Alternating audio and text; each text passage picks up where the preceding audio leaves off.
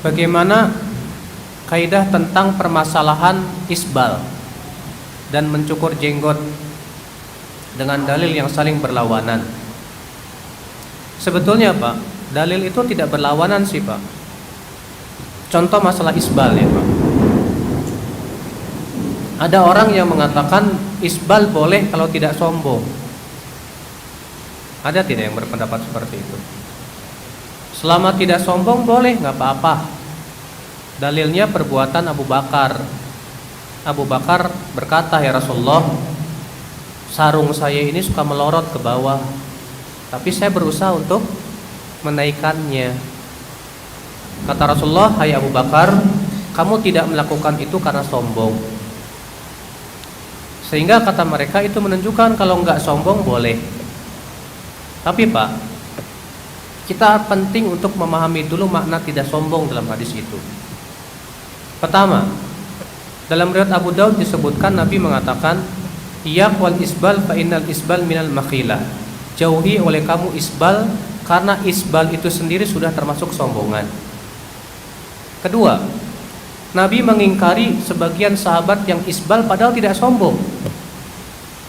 Di antaranya hadis bahwa Rasulullah SAW melihat seorang sahabat yang pakaiannya terseret ke tanah, dikejar oleh Nabi.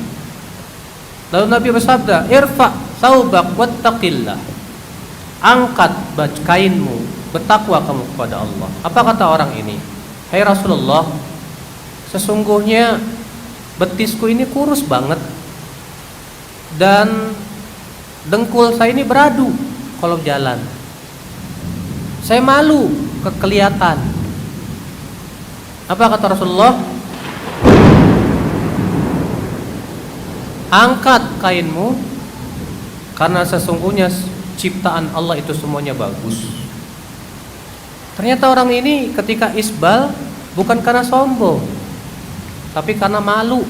Aibnya terlihat, cacatnya terlihat, tapi Nabi tetap menyuruh dia untuk mengangkat. Maka dari itu Pak, sebagian ulama seperti Abu Bakar Ibn Arabi dan yang lainnya mengatakan, makna sombong dalam hadis Abu Bakar itu artinya sengaja dilorotin. Kenapa? Karena Abu Bakar itu tidak sengaja melorotkan. Abu Bakar berkata, hai Rasulullah, kain saya ini melorot, tapi saya berusaha untuk. Sekarang beda nggak Pak dengan orang yang sengaja dilorotin? Beda dong. Nah sebetulnya Pak, kalau kita perhatikan dalil itu tidak bertabrakan, justru saling memberikan penjelasan satu sama lainnya. Iya. Mencukur jenggot banyak larangannya, tapi ada dalil yang mengisyaratkan untuk merapikannya. Pak, kaidah usul mengatakan dalil yang mengkhususkan kalau dhaif tidak bisa mengkhususkan. Jadi syarat dalil itu mengkhususkan kalau hadisnya sahih. Tapi kalau hadis yang mengkhususkannya lemah, tidak bisa mengkhususkan. Dan ternyata hadis yang menyebutkan tentang merapikan jenggot dhaif jiddan, lemah banget Pak. Hadisnya sangat lemah. Maka pada waktu itu bagaimana akan bisa mengkhususkan? Tidak bisa. Kedengaran gak sih suaranya? Jelas ya? Alhamdulillah.